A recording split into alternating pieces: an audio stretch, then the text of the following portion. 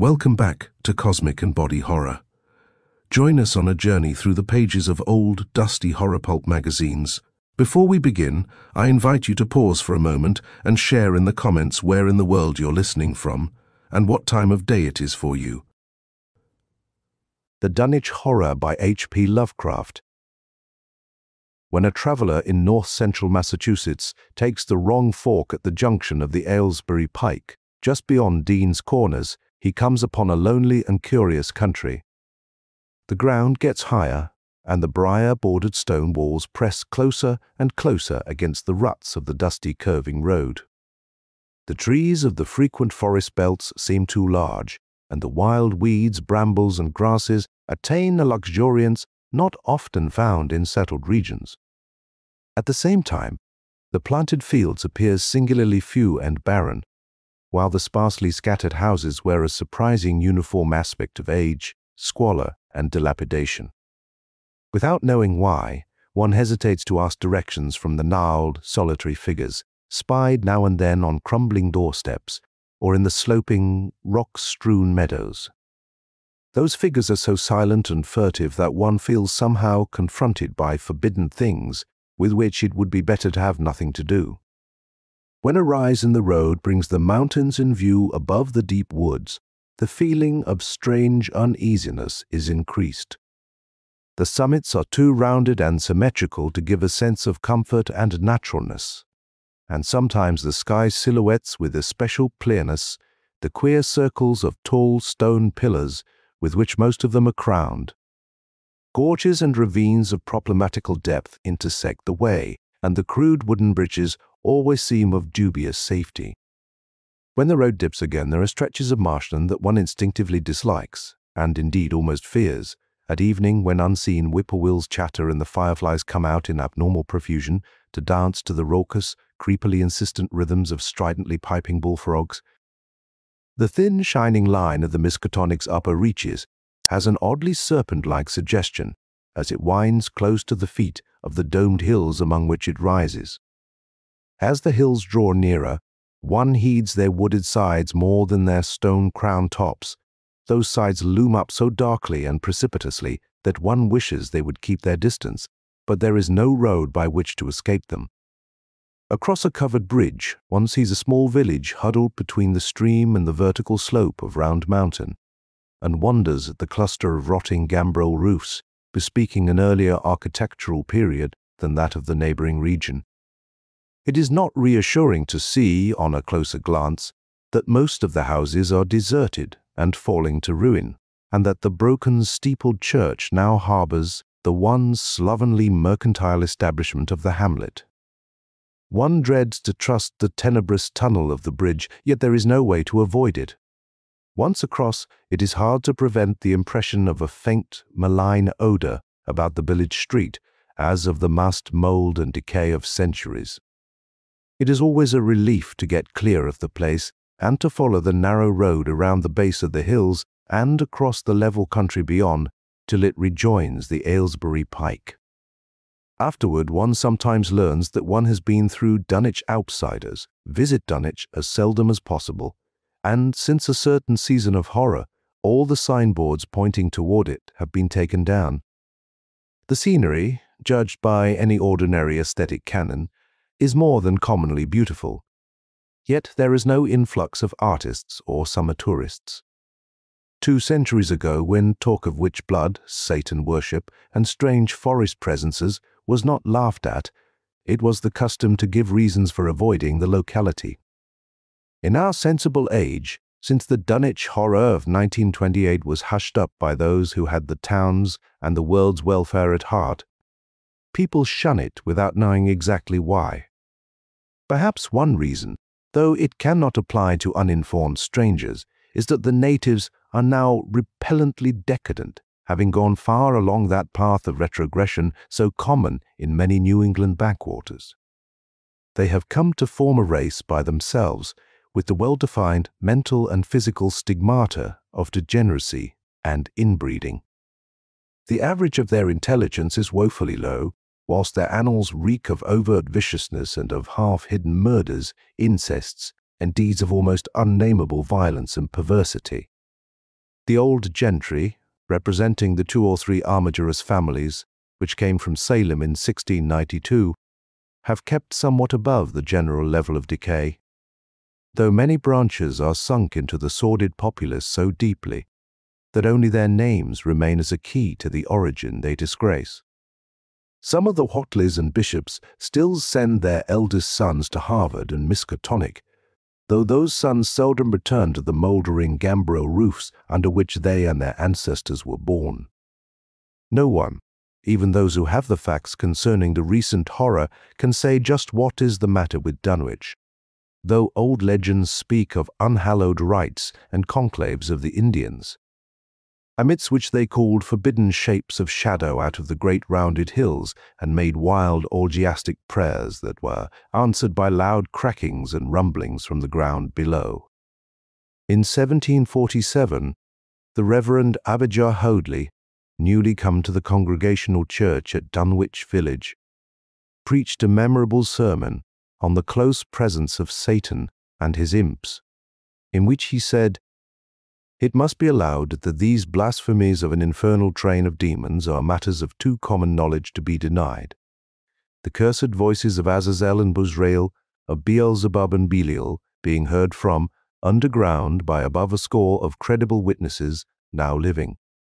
I myself did not more than a fortnight ago catch a very plain discourse of evil powers in the hill behind my house, wherein there were a rattling and rolling, groaning, screeching, and hissing, such as no things of this earth could raise up, and which must needs have come from those caves that only Black Mohammed can discover and only the Devil unlock." Mr. Hoadley disappeared soon after delivering this sermon, but the text, printed in Springfield, is still extant. Noises in the hills continue to be reported from year to year and still form a puzzle to geologists and physiographers. Other traditions tell of foul odors near the hill, crowning circles of stone pillars, and of rushing, airy presences to be heard faintly at certain hours from stated points at the bottom of the great ravines, while still others try to explain the Devil's Hop Yard, a bleak, blasted hillside where no tree, shrub, or grass blade will grow. Then, too, the natives are mortally afraid of the numerous whippoorwills which grow vocal on warm nights. It is vowed that the birds are psychopomps, lying in wait for the souls of the dying, and that they time their eerie cries in unison with the sufferer's struggling breath. If they can catch the fleeing soul when it leaves the body, they instantly flutter away chittering in demoniac laughter, but if they fail, they subside gradually into a disappointed silence. These tales, of course, are obsolete and ridiculous, because they come down from very old times. Dunwich is indeed ridiculously old, older by far than any of the communities within 30 miles of it. South of the village, one may still spy the cellar walls and chimney of the ancient bishop house, which was built before 1700, whilst the ruins of the mill at the falls, built in 1806, form the most modern piece of architecture to be seen. Industry did not flourish here, and the 19th century factory movement proved short-lived. Oldest of all are the great rings of rough-hewn stone columns on the hilltops, but these are more generally attributed to the Indians than to the settlers. Deposits of skulls and bones found within these circles and around the sizable table-like rock on Sentinel Hill sustain the popular belief that such spots were once the burial places of the Pocumtucks. Even though many ethnologists, disregarding the absurd improbability of such a theory, persist in believing the remains Caucasian, it was in the township of Dunwich, in a large and partly inhabited farmhouse, set against a hillside 4 miles from the village and 1.5 miles from any other dwelling, that Wilbur Whately was born at 5 a.m. on Sunday, the 2nd of February, 1913. This date was recalled because it was Candlemas, which people in Dunwich curiously observe under another name, and because the noises in the hills had sounded and all the doves of the countryside had barked persistently throughout the night before.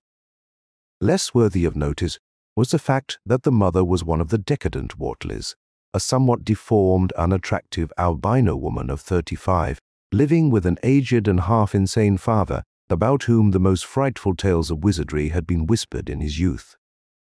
Lavinia Whatley had no known husband, but according to the custom of the region made no attempt to disavow the child, concerning the other side of whose ancestry the country folk might, and did, speculate as widely as they chose. On the contrary, she seemed strangely proud of the dark, goatish-looking infant, who formed such a contrast to her own sickly and pink-eyed albinism, and was heard to mutter many curious prophecies about its unusual powers and tremendous future.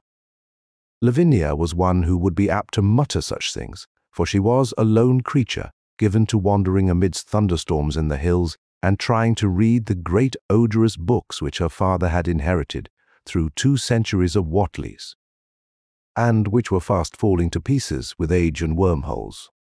She had never been to school, but was filled with disjointed scraps of ancient lore that old Whately had taught her. The remote farmhouse had always been feared because of old Whatley's reputation for black magic, and the unexplained death by violence of Mrs. Whatley when Lavinia was 12 years old had not helped to make the place popular. Isolated among strange influences, Lavinia was fond of wild and grandiose daydreams and singular occupations, nor was her leisure much taken up by household cares in a home from which all standards of order and cleanliness had long since disappeared. There was a hideous screaming which echoed above even the hill noises, and the dogs barking on the night Wilbur was born, but no known doctor or midwife presided at his coming. Neighbors knew nothing of him till a week afterward, when old Whately drove his sleigh through the snow into Dunwich village and discoursed incoherently to the group of loungers at Osborne's general store. There seemed to be a change in the old man, an added element of furtiveness in the clouded brain which subtly transformed him from an object to a subject of fear, though he was not one to be perturbed by any common family event. Amidst it all, he showed some trace of the pride later noticed in his daughter, and what he said of the child's paternity was remembered by many of his hearers years afterward. "I don't keer what folks think. If Lavinia's boy looked like his pa, he wouldn't look like nothing ye expect. Ye needn't think the only folks is the folks hereabouts. Lavinia's read some, and has seed some things the most o' ye only tell about. I calculate her man is as good a husband as ye can find this side of Aylesbury, and if ye knowed as much about the hills as I do, ye wouldn't ask no better church wedding nor hern. Let me tell ye something. Some day you folks'll hear a child of Lavinia's a-calling its father's name on the top of Sentinel Hill. The only persons who saw Wilbur during the first month of his life were old Zechariah Whatley, of the undecayed Whatleys, and Earl Sawyer's common-law wife, Mamie Bishop. Mamie's visit was frankly one of curiosity, and her subsequent tales did justice to her observations. But Zechariah came to lead a pair of Alderney cows which old Whatley had bought of his son Curtis. This marked the beginning of a course of cattle buying on the part of small Wilbur's family, which ended only in 1928, when the Dunwich horror came and went. Yet at no time did the ramshackle Whatley barn seem overcrowded with livestock. There came a period when people were curious enough to steal up and count the herd that grazed precariously on the steep hillside above the old farmhouse, and they could never find more than 10 or 12 anemic, bloodless-looking specimens.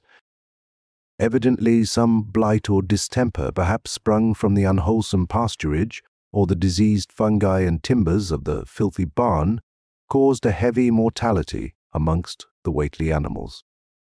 Odd wounds or sores, having something of the aspect of incisions, seemed to afflict the visible cattle, and once or twice during the earlier months, certain callers fancied they could discern similar sores about the throats of the grey, unshaven old man and his slatternly, crinkly-haired albino daughter.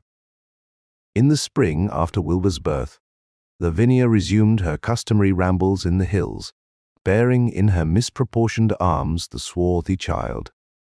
Public interest in the Whatleys subsided after most of the country folk had seen the baby, and no one bothered to comment on the swift development which that newcomer seemed every day to exhibit. Wilbur's growth was indeed phenomenal, for within 3 months of his birth he had attained a size and muscular power not usually found in infants under a full year of age. His motions, and even his vocal sounds, showed a restraint and deliberateness highly peculiar in an infant, and no one was really unprepared when, at 7 months, he began to walk, unassisted, with falterings which another month was sufficient to remove. It was somewhat after this time on Halloween that a great blaze was seen at midnight on the top of Sentinel Hill, where the old table-like stone stands amidst its tumulus of ancient bones. Considerable talk was started when Silas Bishop, of the undecayed bishops mentioned, having seen the boy running sturdily up that hill ahead of his mother about an hour before the blaze was remarked. Silas was rounding up a stray heifer, but he nearly forgot his mission when he fleetingly spied the 2 figures in the dim light of his lantern. They darted almost noiselessly through the underbrush, and the astonished watcher seemed to think they were entirely unclothed. Afterward, he could not be sure about the boy, who may have had some kind of a fringed belt and a pair of dark blue trunks or trousers on. Wilbur was never subsequently seen alive and conscious without complete and tightly buttoned attire, the disarrangement or threatened disarrangement of which always seemed to fill him with anger and alarm. His contrast with his squalid mother and grandfather in this respect was thought very notable until the horror of 1928 suggested the most valid of reasons. The next January gossips were mildly interested in the fact that Lavinia's black brat had commenced to talk, and at the age of only 11 months. His speech was somewhat remarkable both because of its difference from the ordinary accents of the region and because it displayed a freedom from infantile lisping of which many children of 3 or 4 might well be proud. The boy was not talkative, yet when he spoke, he seemed to reflect some elusive element wholly unpossessed by Dunwich and its denizens. The strangeness did not reside in what he said, or even in the simple idioms he used, but seemed vaguely linked with his intonation or with the internal organs that produced the spoken sounds. His facial aspect, too, was remarkable for its maturity, for though he shared his mother's and grandfather's chinlessness, his firm and precociously shaped nose united with the expression on his large, dark, almost Latin eyes to give him an air of quasi-adulthood and well-nigh preternatural intelligence. He was, however, exceedingly ugly despite his appearance of brilliancy, there being something almost goatish or animalistic about his thick lips, large-pored yellowish skin, coarse crinkly hair, and oddly elongated ears. He was soon disliked even more decidedly than his mother and grandsire, and all conjectures about him was spiced with references to the bygone magic of old Whartley, and how the hills once shook when he shrieked the dreadful name of Yog Sothoth. In the midst of a circle of stones, with a great book open in his arms before him. Dogs abhorred the boy, and he was always obliged to take various defensive measures against their barking menace. Meanwhile, old Whately continued to buy cattle without measurably increasing the size of his herd. He also cut timber and began to repair the unused parts of his house. A spacious peaked-roofed affair, whose rear end was buried entirely in the rocky hillside, and whose 3 least ruined ground-floor rooms had always been sufficient for himself and his daughter. There must have been prodigious reserves of strength in the old man to enable him to accomplish so much hard labor, and though he still babbled dementedly at times, his carpentry seemed to show the effects of sound calculation. It had really begun as soon as Wilbur was born, when one of the many tool sheds had been put suddenly in order, clampboarded and fitted with a stout, fresh lock. Now, in restoring the abandoned upper story of the house, he was a no less thorough craftsman. His mania showed itself only in his tight boarding up of all the windows in the reclaimed section, though many declared that it was a crazy thing to bother with the reclamation at all. Less inexplicable was his fitting up of another downstairs room for his new grandson, a room which several callers saw, though no one was ever admitted to the closely boarded upper story. This chamber he lined with tall, firm shelving, along which he began gradually to arrange in apparently careful order all the rotting ancient books and parts of books which during his own day had been heaped promiscuously in odd corners of the various rooms. "I made some use of 'em," he would say as he tried to mend a torn black letter page with paste prepared on the rusty kitchen stove, "but the boys fidden to make better use of 'em. He'd ought to have 'em as well sot as he kin, for they're going to be all of his larnin'." When Wilbur was a year and 7 months old in September of 1914, his size and accomplishments were almost alarming. He had grown as large as a child of 4 and was a fluent and incredibly intelligent talker. He ran freely about the fields and hills and accompanied his mother on all her wanderings. At home he would pore diligently over the queer pictures and charts in his grandfather's books, while old Whatley would instruct and catechize him through long, hushed afternoons. By this time the restoration of the house was finished, and those who watched it wondered why one of the upper windows had been made into a solid plank door. It was a window in the rear of the east gable end, close against the hill, and no one could imagine why a cleated wooden runway was built up to it from the ground. About the period of this work's completion, people noticed that the old tool house, tightly locked and windowlessly clapboarded since Wilbur's birth, had been abandoned again. The door swung listlessly open, and when Earl Sawyer once stepped within after a cattle-selling call on old Whately, he was quite discomposed by the singular odor he encountered. Such a stench, he averred, as he had never before smelt in all his life, except near the Indian circles on the hills, and which could not come from anything sane or of this earth. But then, the homes and sheds of Dunwich folk have never been remarkable for olfactory immaculateness. The following months were void of visible events, save that everyone swore to a slow but steady increase in the mysterious hill noises. On May Eve of 1915 there were tremors which even the Aylesbury people felt, whilst the following Halloween produced an underground rumbling queerly synchronized with bursts of flame. Them witch Whatley's doings from the summit of Sentinel Hill. Wilbur was growing up uncannily, so that he looked like a boy of 10 as he entered his 4th year. He read avidly by himself now, but talked much less than formerly. A settled taciturnity was absorbing him, and for the first time people began to speak specifically of the dawning look of evil in his goatish face. He would sometimes mutter an unfamiliar jargon and chant in bizarre rhythms which chilled the listener with a sense of unexplainable terror.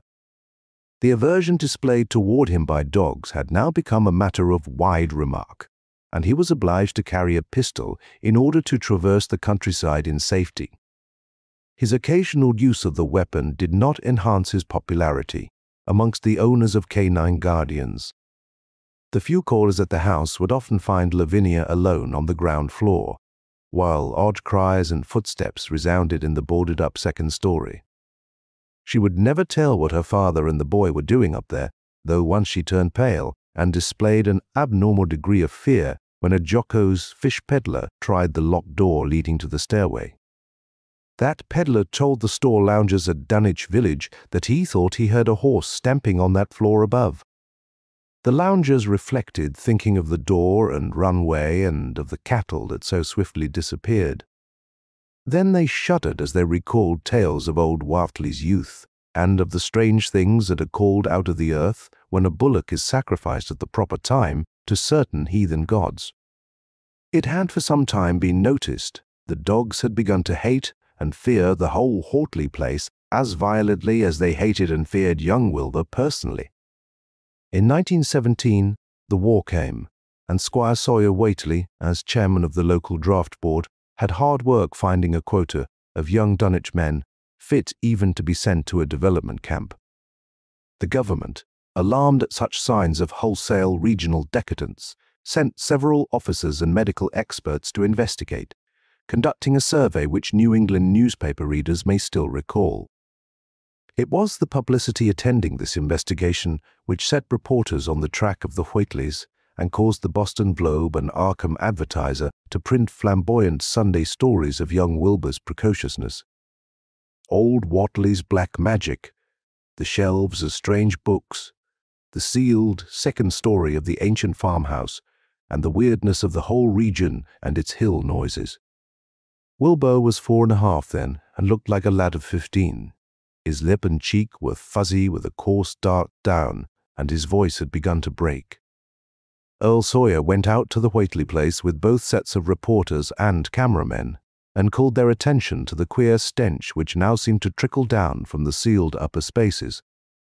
It was, he said, exactly like a smell he had found in the tool shed, abandoned when the house was finally repaired, and like the faint odors which he sometimes thought he caught near the stone circles on the mountains. Dunwich folk read the stories when they appeared and grinned over the obvious mistakes. They wondered, too, why the writers made so much of the fact that old Whatley always paid for his cattle in gold pieces of extremely ancient date. The Whatleys had received their visitors with ill-concealed distaste, though they did not dare court further publicity by a violent resistance or refusal to talk. For a decade, the annals of the Whatleys sink indistinguishably into the general life of a morbid community, used to their queer ways and hardened to their May Eve and All-Hallow orgies. Twice a year, they would light fires on the top of Sentinel Hill, at which times the mountain rumblings would recur with greater and greater violence, while, at all seasons, there were strange and portentous doings at the lonely farmhouse. In the course of time, callers professed to hear sounds in the sealed upper story, even when all the family were downstairs, and they wondered how swiftly or how lingeringly a cow or bullock was usually sacrificed. There was talk of a complaint to the Society for the Prevention of Cruelty to Animals, but nothing ever came of it, since Dunwich folk are never anxious to call the outside world's attention to themselves. About 1923, when Wilbur was a boy of 10, whose mind, voice, stature, and bearded face gave all the impressions of maturity, a second great siege of carpentry went on at the old house. It was all inside the sealed upper part, and from bits of discarded lumber, people concluded that the youth and his grandfather had knocked out all the partitions and even removed the attic floor, leaving only one vast open void between the ground story and the peaked roof. They had torn down the great central chimney too, and fitted the rusty range with a flimsy outside tin stove pipe. In the spring after this event, old Whatley noticed the growing number of whippoorwills that would come out of Cold Spring Glen to chirp under his window at night. He seemed to regard the circumstance as one of great significance, and told the loungers at Osborne's that he thought his time had almost come. "They whistle jest in tune with my breathing now," he said, "and I guess they're getting ready to catch my soul. They know it's a-going out, and done calculate to miss it. You'll know, boys, arter I am gone, whether they get me or not. Ef they do, they'll keep up a-singin' and laughin' till break o' day. Ef they don't, they'll kinder quiet down like I expect them, and the souls they hunts for have some pretty tough tussles sometimes." On Lammas night, 1924. Dr. Hooton of Aylesbury was hastily summoned by Wilbur Whatley, who had lashed his one remaining horse through the darkness and telephoned from Osborne's in the village. He found old Whatley in a very grave state, with a cardiac action and stertorous breathing that told of an end not far off. The shapeless albino daughter and oddly bearded grandson stood by the bedside, whilst from the vacant abyss overhead there came a disquieting suggestion of rhythmical surging or lapping, as of the waves on some level beach. The doctor, though, was chiefly disturbed by the chattering night-birds outside, the seemingly limitless legion of whippoorwills that cried their endless message in repetitions timed diabolically to the wheezing gasps of the dying man. It was uncanny and unnatural, too much, thought Dr. Houghton, like the whole of the region he had entered so reluctantly in response to the urgent call. Toward 1 o'clock, old Whatley gained consciousness and interrupted his wheezing to choke out a few words to his grandson. "More space, Willie, more space. Soon. You grows, and that grows faster. It'll be ready to serve you soon. Boy, open up the gates to Yog Sothoth with the long chant that you'll find on page 751 of the complete edition, and then put a match to the prison. Fire from earth can't burn it, no how. He was obviously quite mad.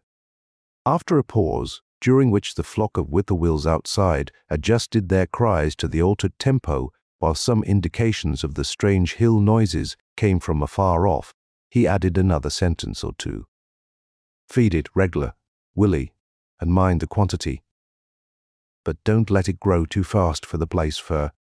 If it busts quarters or gets out, afore you opens to Yog Sothoth, it's all over and no use.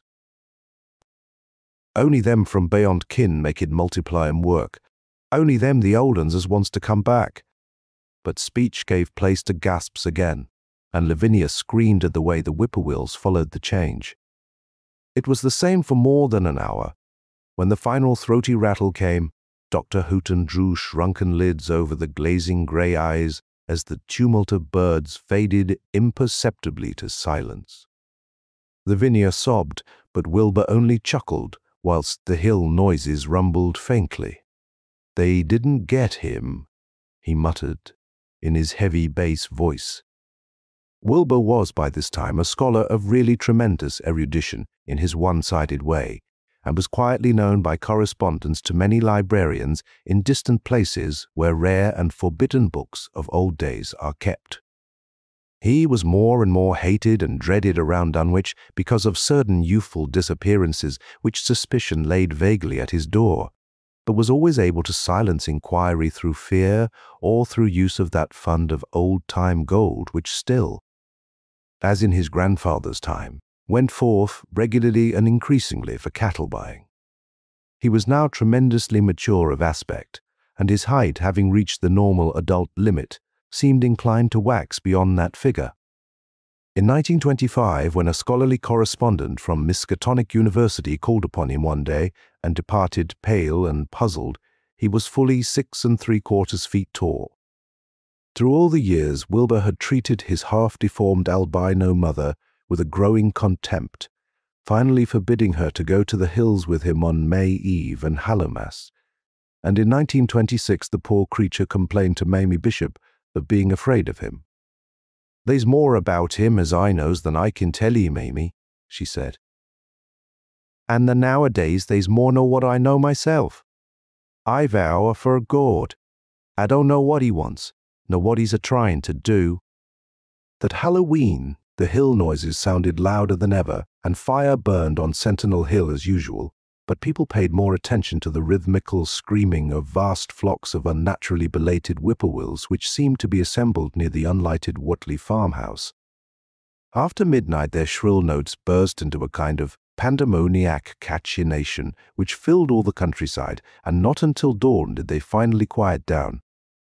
Then they vanished, hurrying southward, where they were fully a month overdue.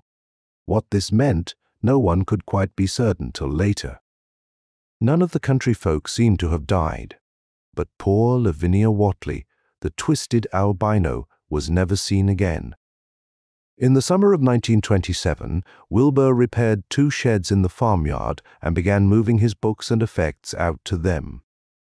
Soon afterward, Earl Sawyer told the loungers at Osborne's that more carpentry was going on in the Wortley farmhouse.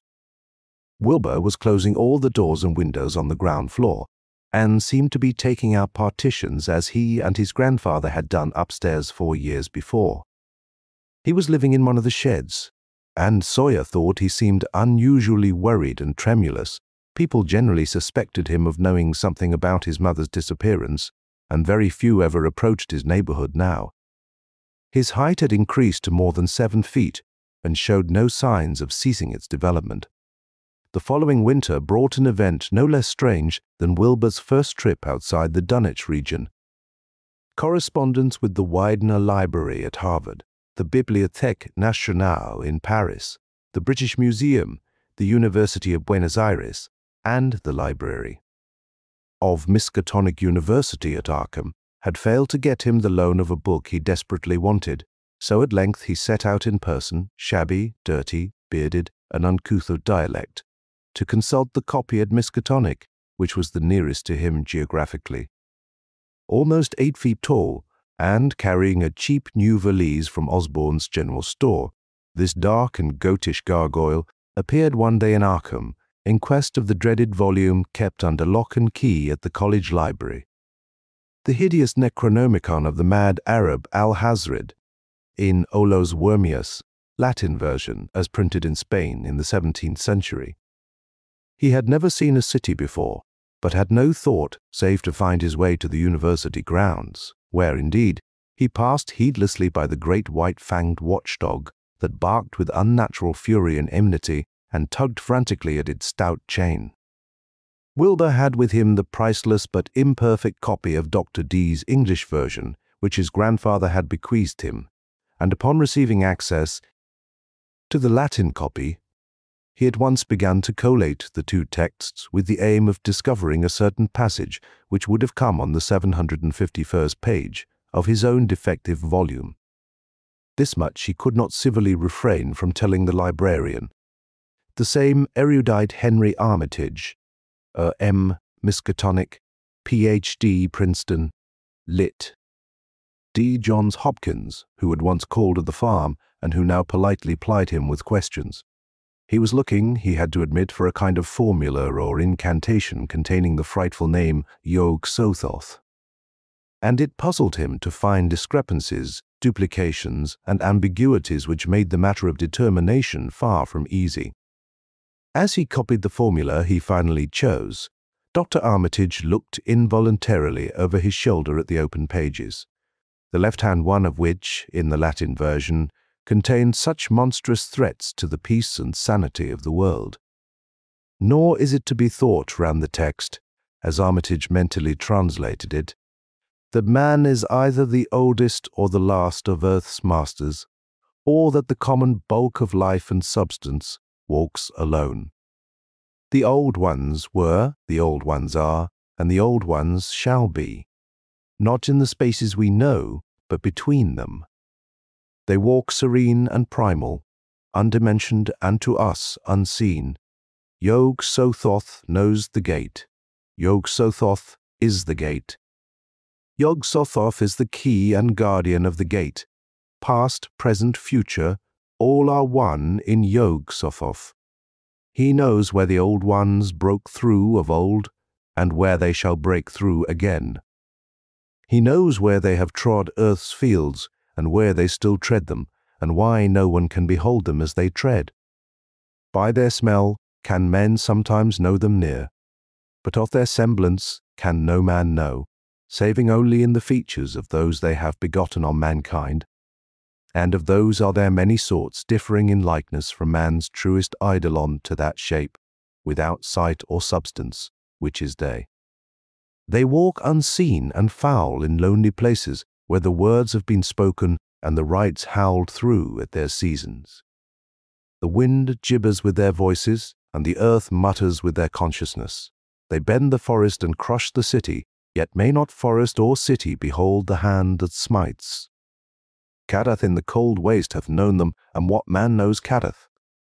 The ice desert of the south and the sunken isles of ocean hold stones whereon their seal is engraven, but who hath seen the deep frozen city or the sealed tower long garlanded with seaweed and barnacles? Great Cthulhu is their cousin, yet can he spy them only dimly. Shoop, Niggurath. As a foulness shall ye know them. Their hand is at your throats, yet you see them not, and their habitation is even one with your guarded threshold. Yog-Sothoth is the key to the gate, whereby the spheres meet. Man rules now where they ruled once. They shall soon rule where man rules now. After summer is winter, and after winter summer, they wait patient and potent, for here shall they reign again. Dr. Armitage, associating what he was reading with what he had heard of Dunwich and its brooding presences, and of Wilbur Wortley, and his dim, hideous aura that stretched from a dubious birth to a cloud of probable matricide, felt a wave of fright as tangible as a draught of the tomb's cold clamminess. The bent, goatish giant before him seemed like the spawn of another planet or dimension, like something only partly of mankind, and linked to black gulfs of essence and entity that stretch like titan phantasms beyond all spheres of force and matter, space and time. Presently, Wilbur raised his head and began speaking in that strange, resonant fashion which hinted at sound-producing organs unlike the run of mankind's. "Mr. Armitage," he said, "I calculate I've got to take that book home. There's things in it I've got to try under certain conditions that I can't get here, and it'd be a mortal sin to let a red tape rule hold me up. Let me take it along, sir, and I'll swore they want nobody know the difference. I don't need to tell you I'll take good care of it. It warn't me that put this D copy in the shape it is." He stopped as he saw firm denial on the librarian's face, and his own goatish features grew crafty. Armitage, half ready to tell him he might make a copy of what parts he needed, thought suddenly of the possible consequences and checked himself. There was too much responsibility in giving such a being the key to such blasphemous outer spheres. Whately saw how things stood and tried to answer lightly. "Well, all right. If ye feel that way about it, maybe Harvard won't be so fussy as you be." And without saying more, he rose and strode out of the building, stooping at each doorway. Armitage heard the savage yelping of the great watchdog, and studied Whatley's gorilla-like lope as he crossed the bit of campus visible from the window. He thought of the wild tales he had heard, and recalled the old Sunday stories in the Advertiser. These things, and the lore he had picked up from Dunwich rustics and villagers during his one visit there. Unseen things not of earth, or at least not of tridimensional earth, rushed fetid and horrible through New England's glens, and brooded obscenely on the mountain tops. Of this he had long felt certain. Now he seemed to sense the close presence of some terrible part of the intruding horror, and to glimpse a hellish advance in the black dominion of the ancient and once passive nightmare. He locked away the Necronomicon with a shudder of disgust, but the room still reeked with an unholy and unidentifiable stench. "As a foulness shall ye know them," he quoted. Yes, the odour was the same as that which had sickened him at the Whately farmhouse less than 3 years before. He thought of Wilbur, goatish and ominous once again, and laughed mockingly at the village rumours of his parentage. "Inbreeding?" Armitage muttered half aloud to himself. "Great God, what simpletons! Show them Arthur Macon's Great God Pan, and they'll think it a common Dunwich scandal. But what thing, what cursed shapeless influence on or off this three-dimensioned earth was Wilbur Whatley's father? Born on Candlemas 9 months after May Eve of 1912, when the talk about the queer earth noises reached clear to Arkham, what walked on the mountains that May night, what Rudma's horror fastened itself on the world in half-human flesh and blood. During the ensuing weeks, Dr. Armitage set about to collect all possible data on Wilbur Whatley and the formless presences around Dunwich. He got in communication with Dr. Houghton of Aylesbury, who had attended old Whatley in his last illness, and found much to ponder over in the grandfather's last words as quoted by the physician. A visit to Dunwich village failed to bring out much that was new, but a close survey of the Necronomicon, in those parts which Wilbur had sought so avidly, seemed to supply new and terrible clues to the nature, methods, and desires of the strange evil so vaguely threatening this planet. Talks with several students of archaic lore in Boston, and letters to many others elsewhere, gave him a growing amazement which passed slowly through varied degrees of alarm to a state of really acute spiritual fear. As the summer drew on, he felt dimly that something ought to be done about the lurking terrors of the upper Miskatonic Valley, and about the monstrous being known to the human world as Wilbur Whatley. The Dunwich horror itself came between Lammas and the equinox in 1928, and Dr. Armitage was among those who witnessed its monstrous prologue. He had heard meanwhile of Whatley's grotesque trip to Cambridge, and of his frantic efforts to borrow or copy from the Necronomicon at the Widener Library. Those efforts had been in vain, since Armitage had issued warnings of the keenest intensity to all librarians having charge of the dreaded volume. Wilbur had been shockingly nervous at Cambridge, anxious for the book, yet almost equally anxious to get home again, as if he feared the results of being away long. Early in August, the half-expected outcome developed, and in the small hours of the 3rd, Dr. Armitage was awakened suddenly by the wild, fierce cries of the savage watchdog on the college campus. Deep and terrible, the snarling, half-mad growls and barks continued, always in mounting volume, but with hideously significant pauses.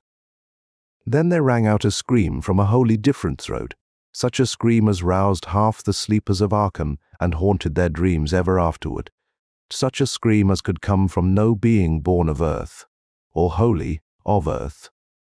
Armitage hastened into some clothing and rushed across the street and lawn to the college buildings, saw that others were ahead of him, and heard the echoes of a burglar alarm still shrilling from the library. An open window showed black and gaping in the moonlight. What had come had indeed completed its entrance, for the barking and the screaming, now fast fading into a mixed, low growling and moaning, proceeded unmistakably from within. Some instinct warned Armitage that what was taking place was not a thing for unfortified eyes to see, so he brushed back the crowd with authority as he unlocked the vestibule door. Among the others he saw Professor Warren Rice and Dr. Francis Morgan, men to whom he had told some of his conjectures and misgivings, and these two he motioned to accompany him inside. The inward sounds, except for a watchful droning whine from the dog, had by this time quite subsided, but Armitage now perceived with a sudden start that a loud chorus of whippoorwills among the shrubbery had commenced a damnably rhythmical piping, as if in unison with the last breath of a dying man. The building was full of a frightful stench which Dr. Armitage knew too well, and the 3 men rushed across the hall to the small genealogical reading room whence the low whining came. For a second nobody dared to turn on the light. Then Armitage summoned up his courage and snapped the switch. One of the 3, it is not certain which, shrieked aloud at what sprawled before them among disordered tables and overturned chairs. Professor Rice declares that he wholly lost consciousness for an instant, though he did not stumble or fall. The thing that lay half bent on its side in a fetid pool of greenish-yellow ichor and tarry stickiness was almost 9 feet tall, and the dog had torn off all the clothing and some of the skin. It was not quite dead, but twitched silently and spasmodically while its chest heaved in monstrous unison with the mad piping of the expectant whippoorwills outside. Bits of shoe leather and fragments of apparel were scattered about the room, and just inside the window an empty canvas sack lay where it had evidently been thrown. Near the central desk a revolver had fallen, a dented but undischarged cartridge later explaining why it had not been fired. The thing itself, however, crowded out all other images at the time. It would be trite, and not wholly accurate, to say that no human pen could describe it. But one may properly say that it could not be vividly visualized by anyone whose ideas of aspect and contour are too closely bound up with the common life forms of this planet and of the 3 known dimensions. It was partly human beyond a doubt, with very man-like hands and head, and the goatish, chinless face had the stamp of the Whateleys upon it. But the torso and lower parts of the body were teratologically fabulous, so that only generous clothing could ever have enabled it to walk on earth unchallenged or uneradicated. Above the waist it was semi-anthropomorphic, though its chest, where the dog's rending paws still rested watchfully, had the leathery, reticulated hide of a crocodile or alligator. The back was piebald with yellow and black, and dimly suggested the squamous covering of certain snakes. Below the waist, though it was the worst, for here all human resemblance left off, and sheer fantasy began. The skin was thickly covered with coarse black fur, and from the abdomen a score of long greenish-grey tentacles with red sucking mouths protruded limply. Their arrangement was odd, and seemed to follow the symmetries of some cosmic geometry unknown to Earth or the solar system. On each of the hips, deep set in a kind of pinkish, ciliated orbit, was what seemed to be a rudimentary eye, whilst in lieu of a tail there depended a kind of trunk or feeler with purple annular markings, and with many evidences of being an undeveloped mouth or throat. The limbs, save for their black fur, roughly resembled the hind legs of prehistoric Earth's giant saurians, and terminated in ridgy veined pads that were neither hooves nor claws. When the thing breathed, its tail and tentacles rhythmically changed color, as if from some circulatory cause, normal to the non-human side of its ancestry. In the tentacles this was observable as a deepening of the greenish tinge, whilst in the tail it was manifest as a yellowish appearance which alternated with a sickly greyish-white in the spaces between the purple rings. Of genuine blood there was none, only the fetid greenish-yellow ichor which trickled along the painted floor beyond the radius of the stickiness, and left a curious discoloration behind it. As the presence of the three men seemed to rouse the dying thing, it began to mumble without turning or raising its head. Dr. Armitage made no written record of its mouthings, but asserts confidently that nothing in English was uttered. At first the syllables defied all correlation with any speech of Earth, but toward the last there came some disjointed fragments, evidently taken from the Necronomicon, that monstrous blasphemy in quest of which the thing had perished. Those fragments, as Armitage recalls them, ran something like Nagai, Nagaha, Bug Shogog, Ya, Yug Sothoth, Yog Sothoth. They trailed off into nothingness as the whippoorwills shrieked in rhythmical crescendos of unholy anticipation. Then came a halt in the gasping, and the dog raised his head in a long, lugubrious howl. A change came over the yellow, goatish face of the prostrate thing, and the great black eyes fell in appallingly. Outside the window, the shrilling of the whippoorwills had suddenly ceased, and above the murmurs of the gathering crowd there came the sound of a panic-struck whirring and fluttering. Against the moon, vast clouds of feathery watchers rose and raced from sight, frantic at that which they had sought for prey. All at once the dog started up abruptly, gave a frightened bark, and leaped nervously out the window by which it had entered. A cry rose from the crowd, and Dr. Armitage shouted to the men outside that no one must be admitted till the police or medical examiner came. He was thankful that the windows were just too high to permit of peering in, and drew the dark curtains carefully down over each one. By this time 2 policemen had arrived, and Dr. Morgan, meeting them in the vestibule, was urging them, for their own sakes, to postpone entrance to the stench-filled reading room till the examiner came and the prostrate thing could be covered up. Meanwhile, frightful changes were taking place on the floor. One need not describe the kind and rate of shrinkage and disintegration that occurred before the eyes of Dr. Armitage and Professor Rice. But it is permissible to say that, aside from the external appearance of face and hands, the really human elements in Wilbur Whateley must have been very small. When the medical examiner came, there was only a sticky, whitish mass on the painted boards, and the monstrous odor had nearly disappeared. Apparently, Whateley had had no skull or bony skeleton. At least, in any true or stable sense, he had taken somewhat after his unknown father. Yet all this was only the prologue of the actual Dunwich horror. Formalities were gone through by bewildered officials, abnormal details were duly kept from press and public, and men were sent to Dunwich and Aylesbury to look up property and notify any who might be heirs of the late Wilbur Whateley. They found the countryside in great agitation, both because of the growing rumblings beneath the domed hills, and because of the unwanted stench and the surging, lapping sounds which came increasingly from the great empty shell formed by Whateley's boarded-up farmhouse. Earl Sawyer, who tended the horse and cattle during Wilbur's absence, had developed a woefully acute case of nerves. The officials devised excuses not to enter the noisome boarded place, and were glad to confine their survey of the deceased's living quarters, the newly mended sheds, to a single visit. They filed a ponderous report at the courthouse in Aylesbury, and litigations concerning heirship are said to be still in progress amongst the innumerable Whatleys, decayed and undecayed, of the upper Miskatonic Valley. An almost interminable manuscript in strange characters, written in a huge ledger and adjudged a sort of diary because of the spacing and the variations in ink and penmanship, presented a baffling puzzle to those who found it on the old bureau which served as its owner's desk. After a week of debate, it was sent to Miskatonic University, together with the deceased's collection of strange books, for study and possible translation. But even the best linguists soon saw that it was not likely to be unriddled with ease. No trace of the ancient gold with which Wilbur and old Whately always paid their debts has yet been discovered.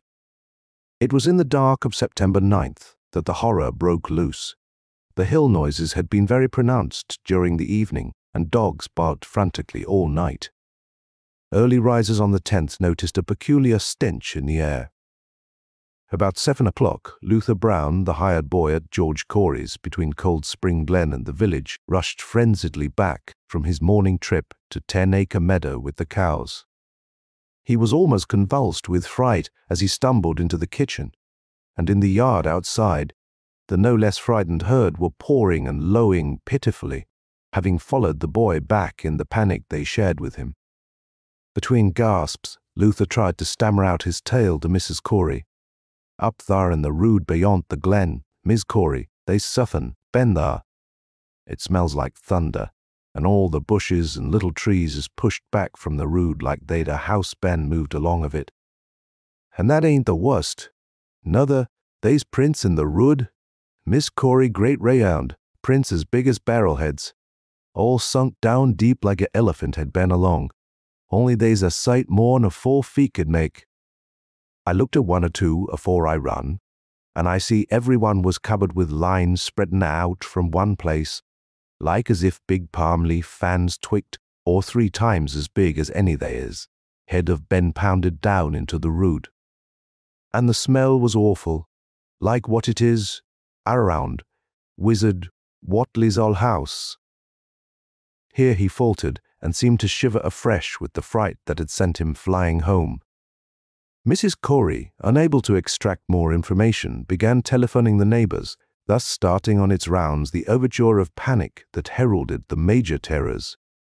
When she got Sally Sawyer housekeeper at Seth Bishop's, the nearest place to Whately's, it became her turn to listen instead of transmit, for Sally's boy Chauncey, who slept poorly, had been up on the hill toward Whately's, and had dashed back in terror after one look at the place and at the pasturage where Mr. Bishop's cows had been left out all night.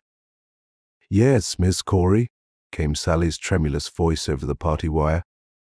"Chancey, he just come back a postin', and couldn't have talk for being scared. He says old Whately's house is all blowed up, with the timbers scattered round like they'd been dynamite inside.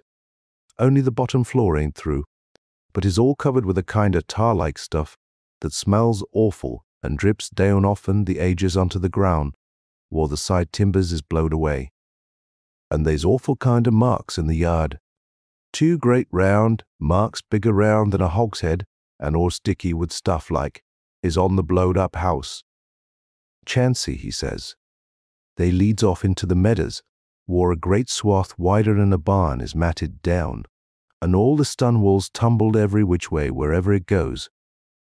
And he says he, Miss Corey, as how he sought to look for Seth's cows, frighted as he was, and found 'em in the upper pasture, nigh the Devil's Hop yard in an awful shape.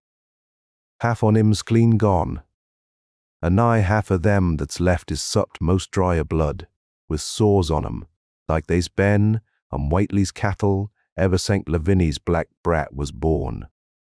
Seth he's gone out now to look at 'em, though I'll vow he wa'n't keered to git very nigh Wizard Whately's. Chancey didn't look careful to see where the big matted down swath that arter it left the pasturage, but he says he thinks it pointed towards the Glen Rood to the village. I tell ye, Miss Corey, they's suthin' abroad as hadn't oughter be abroad, and I for one think that Black Wilbur Whately has come to the bad riend he desired, is at the bottom of the breeding of it. You aren't all human hisself. I allus says to everybody. And I think Jan or Watley must have raised sussin in that there nailed-up house as ain't even so human as he was. There's allus been unseen things around Dunwich, living things as ain't human and ain't good for human folks. The Garoon was talkin' last night, and towards mornin' chancy he heard the whippoorwills, so loud in Cold Spring Glen he couldn't sleep none. Then he thought he heard another faint-like sound over towards Wizard Waltley's, a kind o' rippin' or tearin' o' wood like some big box or crate was being opened fur off. What with this and that, he didn't get to sleep at all till sun-up. And no sooner was he up this morning, but he's got to go over to Waitley's and see what's the matter. He see enough, I tell ye, Miss Corey. This don't mean no good, and I think as all the men folks ought to get up a party and do suthin'. I know suthin' awful's about, and feel my time is nigh, though only God knows just what it is. Did your Luther take account o' where them big tracks led to? No, well, Miss Corey, if they was on the Glen Rud this side of the Glen, and ain't got to your house yet, I calculate they must go into the Glen itself. They would do that. I allus says Cold Spring Glen ain't no healthy nor decent place. The whippoorwills and fireflies there never did act like they was creators o' God. And them as says, ye can hear strange things a-rushin' and a-talkin' in the air, day and there if ye stand in the right place, atween the rock falls and Bear's Den. By that noon, fully 3/4 of the men and boys of Dunwich were trooping over the roads and meadows between the new-made Whatley ruins and Cold Spring Glen, examining in horror the vast monstrous prints, the maimed bishop cattle, the strange noisome wreck of the farmhouse, and the bruised, matted vegetation of the fields and roadsides. Whatever had burst loose upon the world had assuredly gone down into the great sinister ravine, for all the trees on the banks were bent and broken, and a great avenue had been gouged in the precipice hanging underbrush. It was as though a house, launched by an avalanche, had slid down through the tangled growths of the almost vertical slope. From below no sound came, but only a distant, undefinable fetor, and it is not to be wondered at that the men preferred to stay on the edge and argue rather than descend and beard the unknown cyclopean horror in its lair. 3 dogs that were with the party had barked furiously at first, but seemed cowed and reluctant when near the glen. Someone telephoned the news to the Aylesbury Transcript, but the editor, accustomed to wild tales from Dunwich, did no more than concoct a humorous paragraph about it, an item soon afterward reproduced by the Associated Press. That night everyone went home, and every house and barn was barricaded as stoutly as possible. Needless to say, no cattle were allowed to remain in open pasturage. About 2 in the morning a frightful stench and the savage barking of the dogs awakened the household at Elmer Fry's, on the eastern edge of Cold Spring Glen, and all agreed that they could hear a sort of muffled swishing or lapping sound from somewhere outside. Mrs. Fry proposed telephoning the neighbors, and Elmer was about to agree when the noise of splintering wood burst in upon their deliberations. It came, apparently, from the barn, and was quickly followed by a hideous screaming and stamping amongst the cattle. The dogs slavered and crouched close to the feet of the fear-numbed family. Fry lit a lantern through force of habit, but knew it would be death to go out into that black farmyard. The children and the women folk whimpered, kept from screaming by some obscure vestigial instinct of defense which told them their lives depended on silence. At last the noise of the cattle subsided to a pitiful moaning, and a great snapping, crashing, and crackling ensued. The Frys, huddled together in the sitting-room, did not dare to move until the last echoes died away far down in Cold Spring Glen. Then, amidst the dismal moans from the stable and the demoniac piping of late whippoorwills in the glen, Selina Fry tottered to the telephone and spread what news she could of the second phase of the horror. The next day, all the countryside was in a panic, and cowed, uncommunicative groups came and went where the fiendish thing had occurred. Two titan swaths of destruction stretched from the glen to the Fry farmyard. Monstrous prints covered the bare patches of ground, and one side of the old red barn had completely caved in. Of the cattle, only about a quarter could be found and identified. Some of these were incurious fragments, and all that survived had to be shot. Earl Sawyer suggested that help be asked from Aylesbury or Arkham, but others maintained it would be of no use. Old Zebulon Wortley, of a branch that hovered about halfway between soundness and decadence, made darkly wild suggestions about rites that ought to be practiced on the hilltops. He came of a line where tradition ran strong, and his memories of chantings in the great stone circles were not altogether connected with Wilbur and his grandfather. Darkness fell upon a stricken countryside, too passive to organize for real defense. In a few cases, closely related families would band together and watch in the gloom under one roof.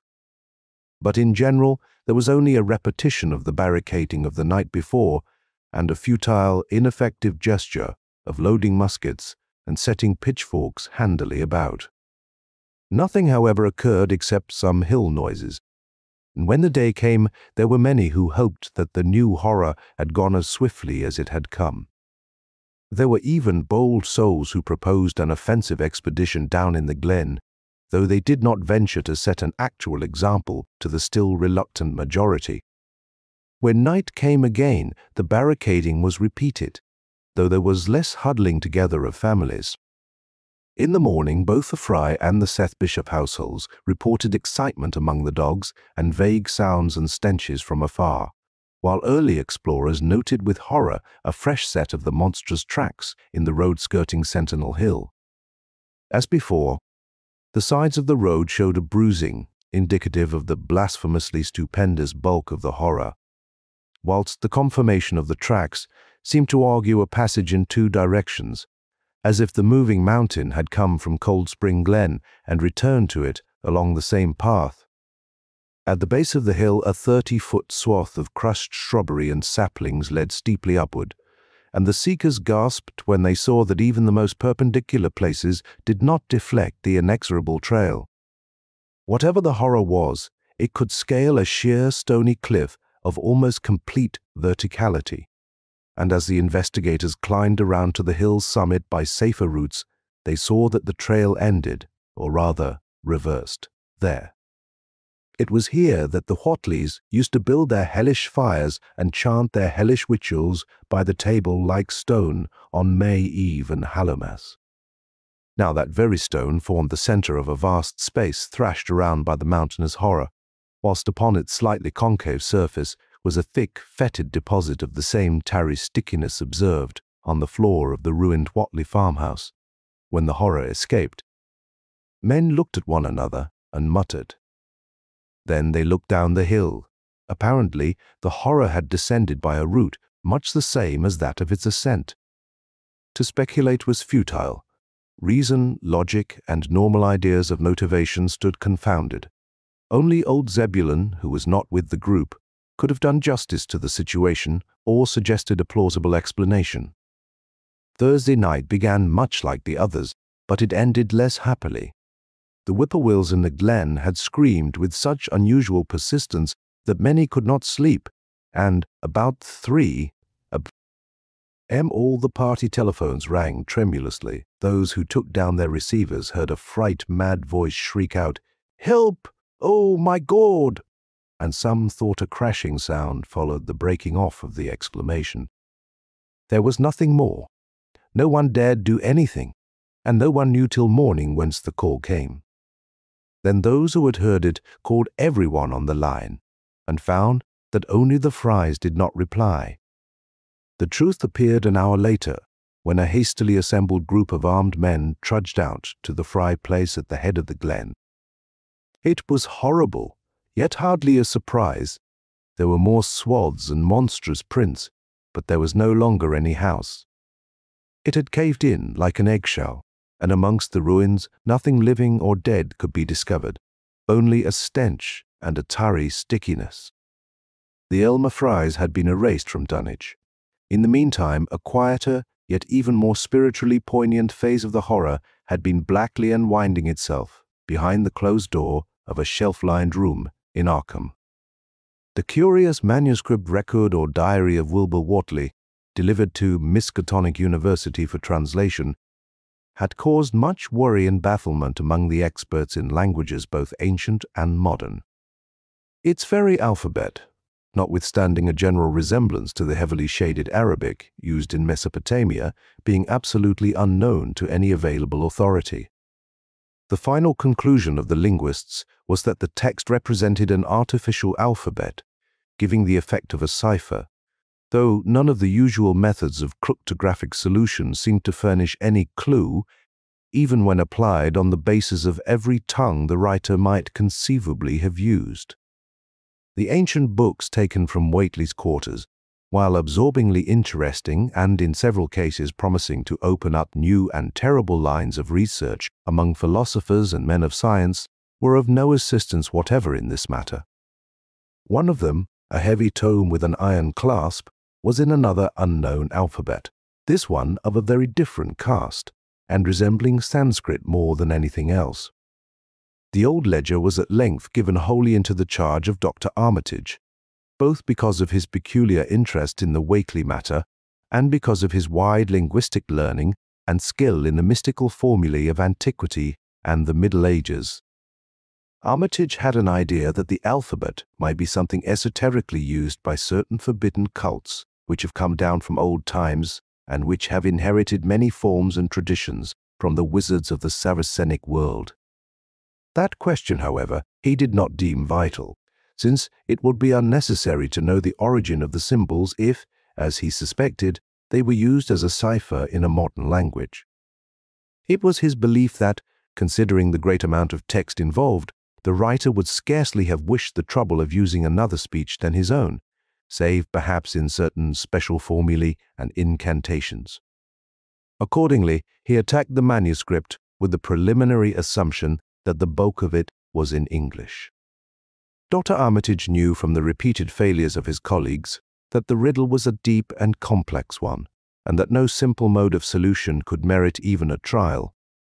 All through late August, he fortified himself with the massed lore of cryptography, drawing upon the fullest resources of his own library and wading, night after night, amidst the arcana of Trithemius Polygraphia. Giambattista Porta's De Furtivis Literarum Notis, De Vigenares Trite de Chef, Falconer's Cryptomenesis Patefacta, Davis's and Thickness's 18th century treatises, and such fairly modern authorities as Blair von Marten and Kleno's Cryptographic. He interspersed his study of the books with attacks on the manuscript itself, and in time became convinced that he had to deal with one of those subtlest and most ingenious of cryptograms, in which many separate lists of corresponding letters are arranged, like the multiplication table and the message built up with arbitrary key words known only to the initiated. The older authorities seemed rather more helpful than the newer ones, and Armitage concluded that the code of the manuscript was one of great antiquity, no doubt handed down through a long line of mystical experimenters. Several times he seemed near daylight, only to be set back by some unforeseen obstacle. Then, as September approached, the clouds began to clear. Certain letters, as used in certain parts of the manuscript, emerged definitely and unmistakably, and it became obvious that the text was indeed in English. On the evening of September 2nd, the last major barrier gave way, and Dr. Armitage read for the first time a continuous passage of Wilbur Whateley's annals. It was in truth a diary, as all had thought, and it was couched in a style clearly showing the mixed occult erudition and general illiteracy of the strange being who wrote it. Almost the first long passage that Armitage deciphered, an entry dated November 26, 1916, proved highly startling and disquieting. It was written, he remembered, by a child of 3½ who looked like a lad of 12 or 13. Today learned the Aklo for the Sabaoth, which did not like, it being answerable from the hill and not from the air. That upstairs more ahead of me than I had thought it would be, and is not like to have much earth brain. Shot Elam Hutchins's collie Jack when he went to bite me, and Elam says he would kill me if he dast. I guess he won't. Grandfather kept me saying the Dove formula last night, and I think I saw the inner city at the 2 magnetic poles. I shall go to those poles when the earth is cleared off, if I can't break through with the Dohana formula when I commit it. They from the air told me at Sabbath that it will be years before I can clear off the earth, and I guess grandfather will be dead then, so I shall have to learn all the angles of the planes and all the formulas between the ear and the NAA-eng. They from outside will help, but they cannot take body without human blood. That upstairs looks, it will have the right cast. I can see it a little when I make the Yorish sign or blow the power of Ibn Ghazi at it, and it is near like them at May Eve on the hill. The other face may wear off some. I wonder how I shall look when the earth is cleared and there are no earth beings on it. He that came with the Aklo Sabbath said, I may be transfigured, there being much of outside to work on. Morning found Dr. Armitage in a cold sweat of terror and a frenzy of wakeful concentration. He had not left the manuscript all night, but sat at his table under the electric light, turning page after page with shaking hands as fast as he could decipher the cryptic text. He had nervously telephoned his wife he would not be home, and when she brought him a breakfast from the house, he could scarcely dispose of a mouthful. All that day he read on, now and then halted maddeningly as a reapplication of the complex key became necessary. Lunch and dinner were brought him, but he ate only the smallest fraction of either. Toward the middle of the next night he drowsed off in his chair, but soon woke out of a tangle of nightmares almost as hideous as the truths and menaces to man's existence that he had uncovered. On the morning of September 4th, Professor Rice and Dr. Morgan insisted on seeing him for a while, and departed, trembling and ashen grey. That evening he went to bed, but slept only fitfully. Wednesday. The next day he was back at the manuscript, and began to take copious notes, both from the current sections and from those he had already deciphered. In the small hours of that night he slept a little in an easy chair in his office, but was at the manuscript again before dawn. Some time before noon his physician, Dr. Hartwell, called to see him and insisted that he cease work. He refused, intimating that it was of the most vital importance for him to complete the reading of the diary, and promising an explanation in due course of time. That evening, just as twilight fell, he finished his terrible perusal and sank back exhausted. His wife, bringing his dinner, found him in a half-comatose state, but he was conscious enough to warn her off with a sharp cry when he saw her eyes wander toward the notes he had taken. Weakly rising, he gathered up the scribbled papers and sealed them all in a great envelope, which he immediately placed in his inside coat pocket. He had sufficient strength to get home, but was so clearly in need of medical aid that Dr. Hartwell was summoned at once.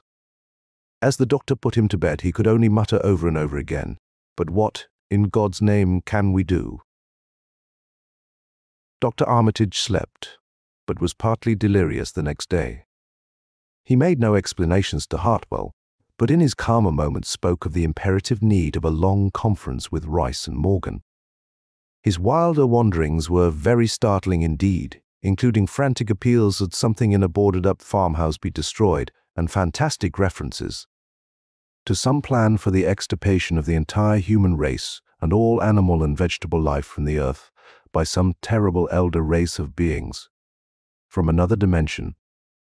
He would shout that the world was in danger, since the elder things wished to strip it and drag it away from the solar system and cosmos of matter into some other plane or phase of entity from which it had once fallen vigintillions of eons ago. At other times he would call for the dreaded Necronomicon and the Demonolateria of Remigius, in which he seemed hopeful of finding some formula to check the peril he conjured up. "Stop them! Stop them!" He would shout, Those Wadleys meant to let them in, and the worst of all is left. Tell Rice and Morgan we must do something. It's a blind business, but I know how to make the powder. It hasn't been fed since the 2nd of August when Wilbur came here to his death, and at that rate. But Armitage had a sound physique, despite his 73 years, and slept off his disorder that night without developing any real fever. He woke late Friday, clear of head, though sober, with a gnawing fear and tremendous sense of responsibility. Saturday afternoon he felt able to go over to the library and summon Rice and Morgan for a conference. And the rest of that day and evening the three men tortured their brains in the wildest speculation and the most desperate debate. Strange and terrible books were drawn voluminously from the stacked shelves and from secure places of storage, and diagrams and formulae were copied with feverish haste and in bewildering abundance. Of skepticism there was none. All three had seen the body of Wilbur Whatley as it lay on the floor in a room of that very building, and after that not one of them could feel even slightly inclined to treat the diary as a madman's raving. Opinions were divided as to notifying the Massachusetts State Police, and the negative finally won. There were things involved which simply could not be believed by those who had not seen the sample, as indeed was made clear during certain subsequent investigations. Late at night, the conference disbanded without having developed a definite plan, but all day Sunday Armitage was busy comparing formulae and mixing chemicals obtained from the college laboratory. The more he reflected on the hellish diary, the more he was inclined to doubt the efficacy of any material agent in stamping out the entity which Wilbur Whatley had left behind him. The earth-threatening entity, which, unknown to him, was to burst forth in a few hours and become the memorable Dunwich horror. Monday was a repetition of Sunday with Dr. Armitage, for the task in hand required an infinity of research and experiment.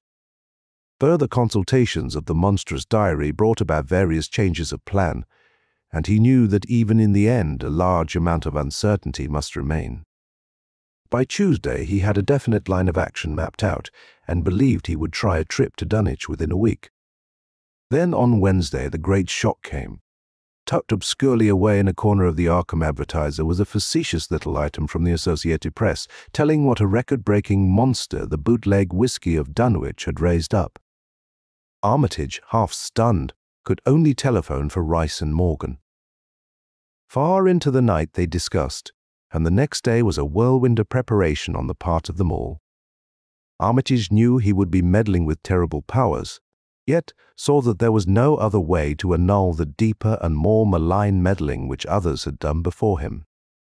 Friday morning, Armitage, Rice and Morgan set out by motor for Dunwich, arriving at the village about 1 in the afternoon. The day was pleasant, but even in the brightest sunlight, a kind of quiet dread and portent seemed to hover about the strangely domed hills and the deep, shadowy ravines of the stricken region. Now and then on some mountain top, a gaunt circle of stones could be glimpsed against the sky. From the air of hushed fright at Osborne's store, they knew something hideous had happened, and soon learned of the annihilation of the Elmer Fry house and family. Throughout that afternoon, they rode around Dunwich, questioning the natives concerning all that had occurred, and seeing for themselves, with rising pangs of horror, the drear Fry ruins with their lingering traces of the tarry stickiness. The blasphemous tracks in the Fry yard, the wounded Seth Bishop cattle, and the enormous swaths of disturbed vegetation in various places. The trail up and down Sentinel Hill seemed to Armitage of almost cataclysmic significance, and he looked long at the sinister altar-like stone on the summit.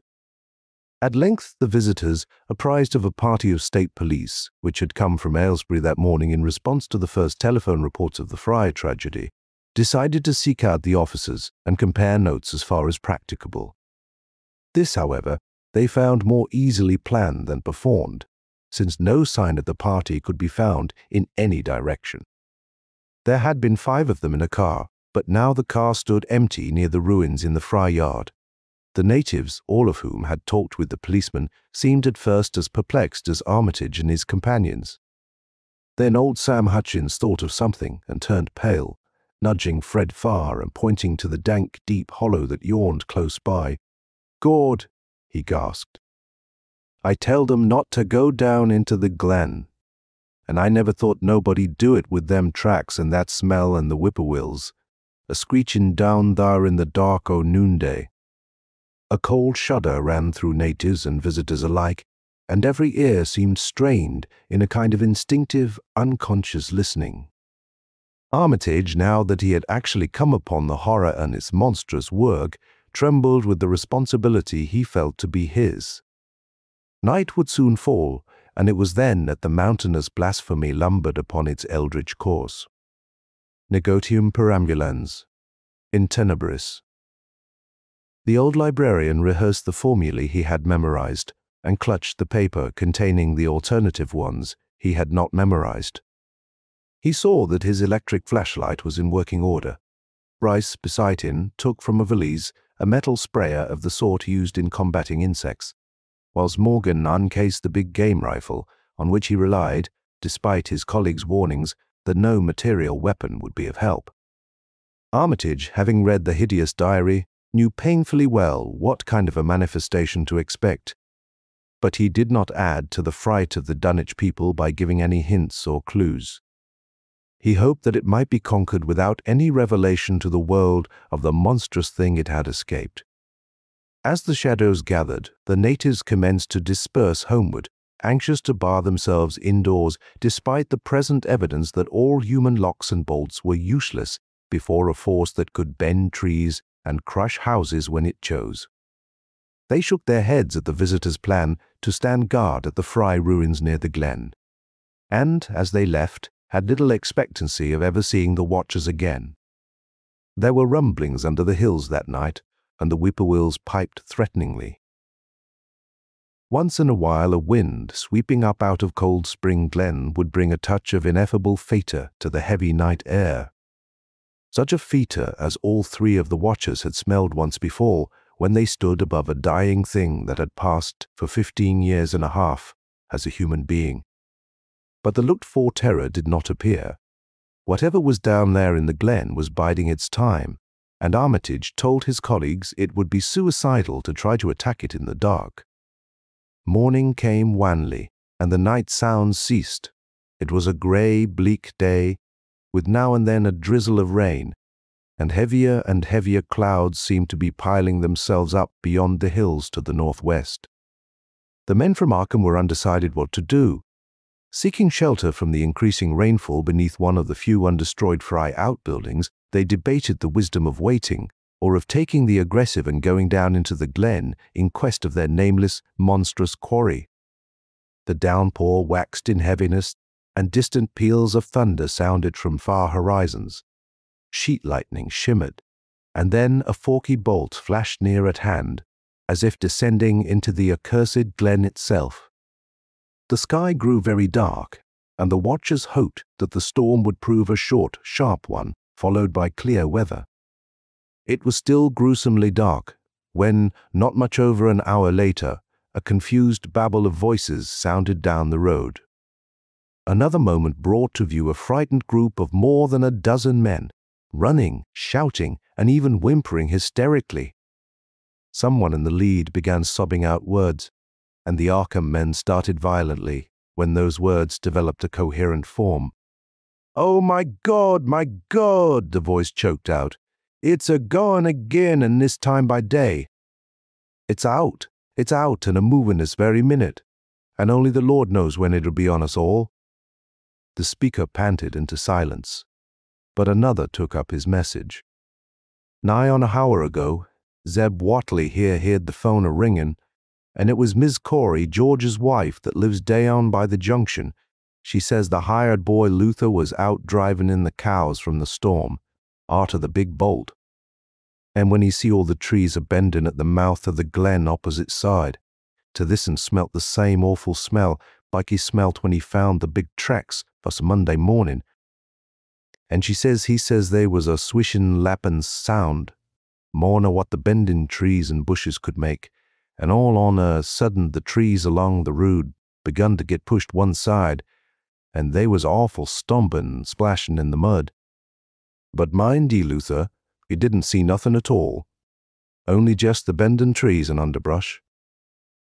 Then, fur ahead where Bishop's Brook goes, under the rood, he heard a awful creaking and straining on the bridge, and says he could tell the sound of wood a-starting to crack and split. And all the whiles he never see a thing, only them trees and bushes a-bending, and when the swishing sound got very fur off, on the rood towards Wizard Wortley's and Sentinel Hill, Luther, he had the guts to step up where he'd heard it, first and look at the ground. It was all mud and water, and the sky was dark and the rain was wiping out all tracks about as fast as could be. But beginning at the glen mouth, while the trees bed moved, there was still some of them awful prints big as bars like you seen Monday. At this point, the first excited speaker interrupted. But that ain't the trouble now. That was only the start. Zeb here was calling folks up, and everybody was a-listening in when a call from Seth Bishop's cut in. His housekeeper, Sally, was carrying on fit to kill. She'd just seed the trees a-bending beside the rood, and says there was a kind of mushy sound, like the elephant puffing and treading a-heading for the house. Then she up and spoke sudden of a fearful smell. Anne says her boy Chansey was a-screaming as how it was just like what he smelt up to the Whately Rewinds Monday morning.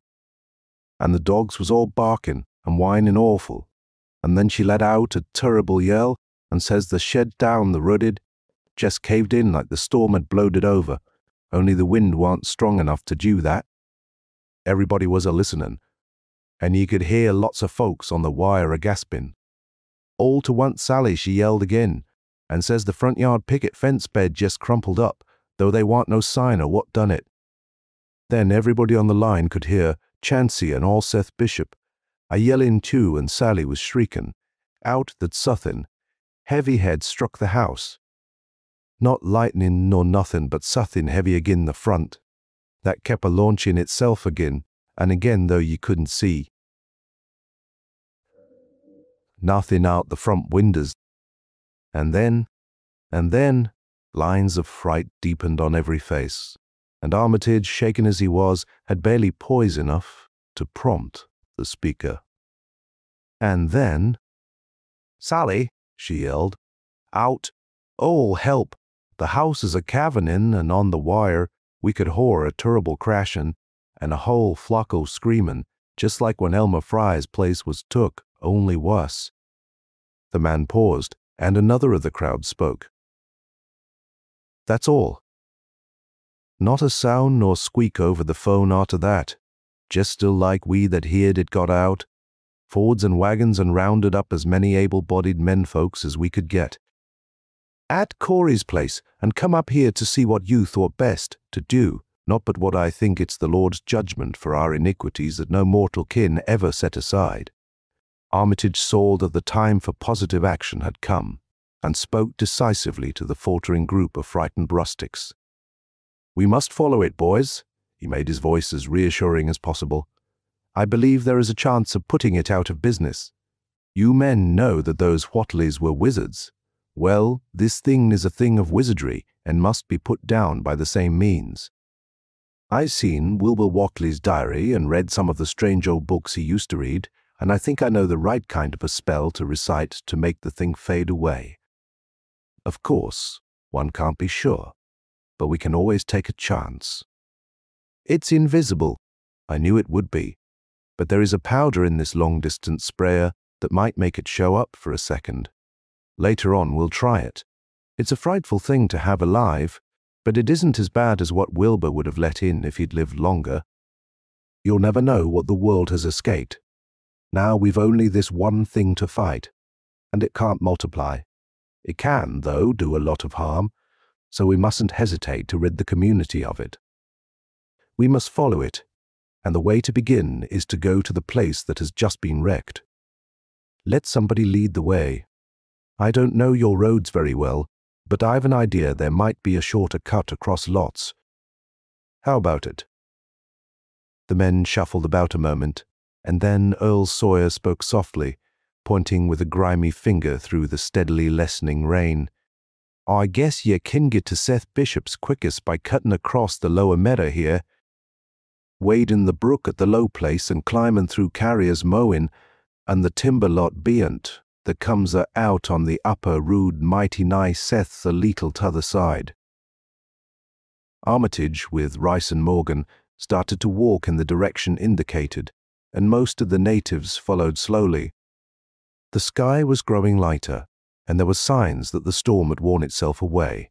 When Armitage inadvertently took a wrong direction, Joe Osborne warned him and walked ahead to show the right one.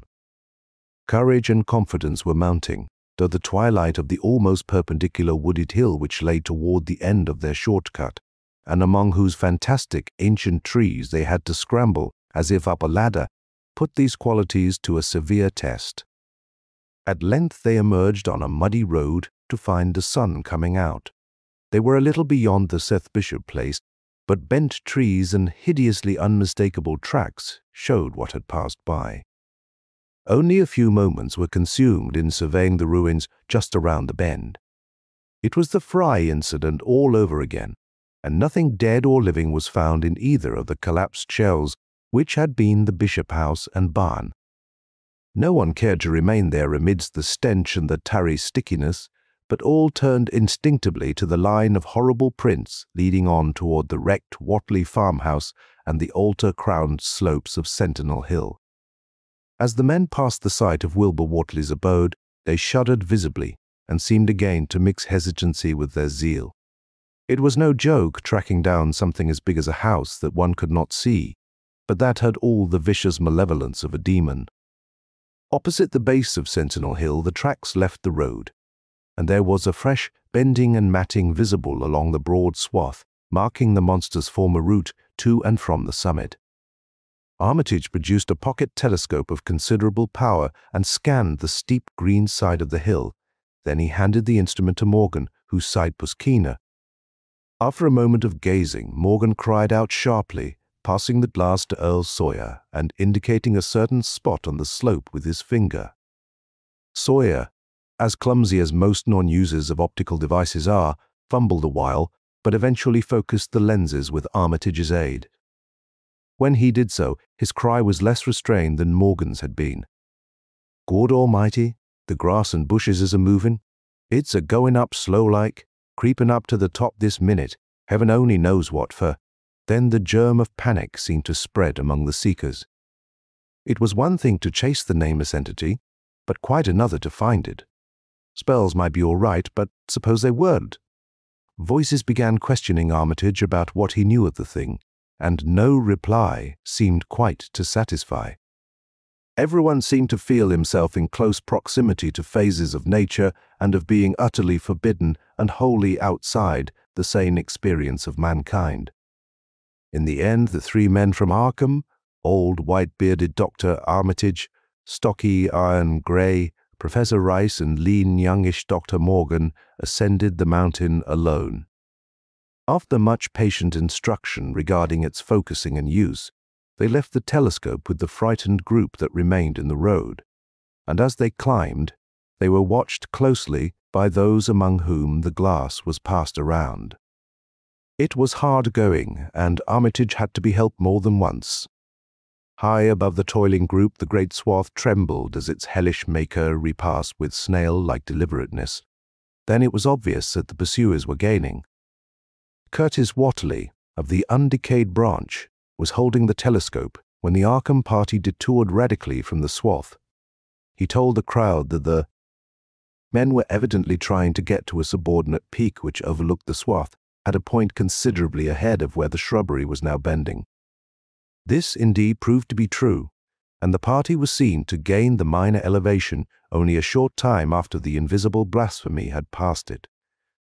Then Wesley Corey, who had taken the glass, cried out that Armitage was adjusting the sprayer which Rice held, and that something must be about to happen. The crowd stirred uneasily, recalling that this sprayer was expected to give the unseen horror a moment of visibility. 2 or 3 men shut their eyes, but Curtis Watley snatched back the telescope and strained his vision to the utmost. He saw that Rice, from the party's point of vantage above and behind the entity, had an excellent chance of spreading the potent powder with marvelous effect. Those without the telescope saw only an instant's flash of grey cloud, a cloud about the size of a moderately large building near the top of the mountain. Curtis, who had held the instrument, dropped it with a piercing shriek into the ankle-deep mud of the road. He reeled and would have crumpled to the ground had not 2 or 3 others seized and steadied him. All he could do was moan half inaudibly, "Oh, great God, that! Oh, great God, that!" There was a pandemonium of questioning, and only Henry Wheeler thought to rescue the fallen telescope and wipe it clean of mud. Curtis was past all coherence, and even isolated replies were almost too much for him. "Bigger'n a barn all made of squirmin' ropes, half thing sorto. Shaped like a hen's egg, bigger'n anything, with dozens of legs like hogsheads that half shut up when they step.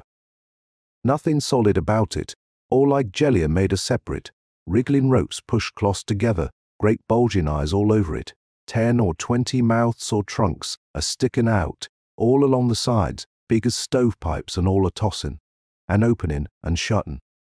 All grey with kind of blue or purple rings, and God in heaven that half-face on top." This final memory, whatever it was, proved too much for poor Curtis, and he collapsed completely before he could say more. Fred Farr and Will Hutchins carried him to the roadside and laid him on the damp grass. Henry Wheeler, trembling, turned the rescued telescope on the mountain to see what he might. Through the lenses were discernible 3 tiny figures, apparently running toward the summit as fast as the steep incline allowed. Only these, nothing more. Then everyone noticed a strangely unseasonable noise in the deep valley behind, and even in the underbrush of Sentinel Hill itself. It was the piping of unnumbered whippoorwills, and in their shrill chorus there seemed to lurk a note of tense and evil expectancy. Earl Sawyer now took the telescope and reported the 3 figures as standing on the topmost ridge, virtually level with the altar stone, but at a considerable distance from it. One figure, he said, seemed to be raising its hands above its head at rhythmic intervals, and as Sawyer mentioned the circumstance, the crowd seemed to hear a faint, half-musical sound from the distance, as if a loud chant were accompanying the gestures. The weird silhouette on that remote peak must have been a spectacle of infinite grotesqueness and impressiveness, but no observer was in a mood for aesthetic appreciation. "I guess he's saying the spell," whispered Wheeler as he snatched back the telescope. The whippoorwills were piping wildly and in a singularly curious, irregular rhythm, quite unlike that of the visible ritual. Suddenly the sunshine seemed to lessen without the intervention of any discernible cloud. It was a very peculiar phenomenon, and was plainly marked by all. A rumbling sound seemed brewing beneath the hills, mixed strangely with a concordant rumbling which clearly came from the sky. Lightning flashed aloft, and the wondering crowd looked in vain for the portents of storm. The chanting of the men from Arkham now became unmistakable, and Wheeler saw through the glass that they were all raising their arms in the rhythmic incantation. From some farmhouse far away came the frantic barking of dogs. The change in the quality of the daylight increased, and the crowd gazed about the horizon in wonder. A purplish darkness, born of nothing more than a spectral deepening of the sky's blue, pressed down upon the rumbling hills. Then the lightning flashed again, somewhat brighter than before, and the crowd fancied that it had showed a certain mistiness around the altar stone on the distant height. No one, however, had been using the telescope at that instant.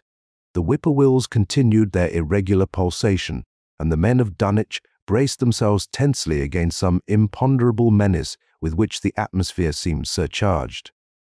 Without warning came those deep, cracked, raucous vocal sounds which will never leave the memory of the stricken group who heard them. Not from any human throat were they born, for the organs of man can yield no such acoustic perversions. Rather, would one have said, they came from the pit itself, had not their source been so unmistakably the altar stone on the peak. It is almost erroneous to call them sounds at all, since so much of their ghastly infrabass timbre spoke to dim seats of consciousness and terror far subtler than the ear. Yet one must do so, since their form was indisputably, though vaguely, that of half-articulate words. They were loud, loud as the rumblings and the thunder above which they echoed, yet did they come from no visible being. And because imagination might suggest a conjectural source in the world of non-visible beings, the huddled crowd at the mountain's base huddled still closer and winced as if in expectation of a blow. Ignae, thiflikamga. Yog Sothoth rang the hideous croaking out of space. We tank, hiai, negregdal. The speaking impulse seemed to falter here, as if some frightful psychic struggle were going on. Henry Wheeler strained his eye at the telescope, but saw only the three grotesquely silhouetted human figures on the peak, all moving their arms furiously in strange gestures as their incantation drew near its culmination. From what black wells of acherontic fear or feeling, from what unplumbed gulfs of extra-cosmic consciousness or obscure long-latent heredity were those half-articulate thunder-croakings drawn? Presently they began to gather renewed force and coherence as they grew in stark, utter, ultimate frenzy. Ya, yaha, yam, dim ya, ning, he, ning, he, help, heth, feth, have, farth, ta, farther, yogthoth. But that was all. The pallid group in the road, still reeling at the indisputably English syllables that had poured thickly and thunderously down from the frantic vacancy beside that shocking altar stone, were never to hear such syllables again. Instead, they jumped violently at the terrific report which seemed to rend the hills, the deafening cataclysmic peal whose source, be it inner earth or sky, no hero was ever able to place. A single lightning bolt shot from the purple zenith to the altar stone, and a great tidal wave of viewless force and indescribable stench swept down from the hill to all the countryside. Trees, grass, and underbrush were whipped into a fury, and the frightened crowd at the mountain's base, weakened by the lethal fetor that seemed about to asphyxiate them, were almost hurled off their feet. Dogs howled from the distance, green grass and foliage wilted to a curious sickly yellow-grey, and over field and forest were scattered the bodies of dead whippoorwills. The stench left quickly, but the vegetation never came right again. To this day there is something queer and unholy about the growths on and around that fearsome hill. Curtis Whatley was only just regaining consciousness when the Arkham men came slowly down the mountain in the beams of a sunlight once more brilliant and untainted. They were grave and quiet, and seemed shaken by memories and reflections even more terrible than those which had reduced the group of natives to a state of cowed quivering in reply to a jumble of questions. They only shook their heads and reaffirmed one vital fact. "The thing has gone forever," Armitage said. "It has been split up into what it was originally made of and can never exist again. It was an impossibility in a normal world. Only the least fraction was really matter in any sense we know. It was like its father, and most of it has gone back to him in some vague realm or dimension outside our material universe, some vague abyss out of which only the most accursed rites of human blasphemy could ever have called him for a moment on the hills." There was a brief silence, and in that pause the scattered senses of poor Curtis Whatley began to knit back into a sort of continuity, so that he put his hands to his head with a moan. Memory seemed to pick itself up where it had left off, and the horror of the sight that had prostrated him burst in upon him again. Oh, my God, that half-face! That half-face on top of it, that face with the red eyes and crinkly albino hair and no chin like the Whatleys. It was an octopus, centipede, spider kind of thing, but there was a half-shaped man's face on top of it, and it looked like Wizard Whatley's, only it was yards and yards across. He paused, exhausted, as the whole group of natives stared in a bewilderment, not quite crystallized into fresh terror. Only old Zebulon Whatley, who wonderingly remembered ancient things but who had been silent heretofore, spoke aloud. 15 year gone, he rambled. I heard old Whatley say as how someday we'd hear a child o' Lavanese a-callin' its father's name on the top o' Sentinel Hill. But Joe Osborne interrupted him to question the Arkham men anew. What was it, anyhow, and however did young Wizard Whately call it out of the air it come from? Armitage chose his words carefully. It was mostly a kind of force that doesn't belong in our part of space, a kind of force that acts and grows and shapes itself by other laws than those of our sort of nature. We had no business calling in such things from outside, and only very wicked people and very wicked cults ever try to. There was some of it in Wilbur Whatley himself, enough to make a devil and a precocious monster of him, and to make his passing out a pretty terrible sight. I am going to burn his accursed diary, and if you men are wise, you'll dynamite that altar stone up there and pull down all the rings of standing stones on the other hills. Things like that brought down the beings those Whopleys were so fond of, the beings they were going to let in tangibly to wipe out the human race and drag the earth off to some nameless place for some nameless purpose. But as to this thing we've just sent back, the Whatleys raised it for a terrible part in the doings that were to come. It grew fast and big from the same reason that Wilbur grew fast and big, but it beat him because it had a greater share of the outsideness in it. You needn't ask how Wilbur called it out of the air. He didn't call it out. It was his twin brother, but it looked more like the father than he did. End of the Dunwich Horror by H.P. Lovecraft. If you found this story interesting, take a moment to support the channel, hit subscribe, click the bell icon so you're notified of new stories, leave a comment, and give the video a thumbs up. Share it on your socials if you think others might enjoy pulp horror. And if you'd like to go a step further in reviving these forgotten horrors, you can click the Super Thanks button below or become a member of the channel. With your support, these dusty old stories may see the light once more.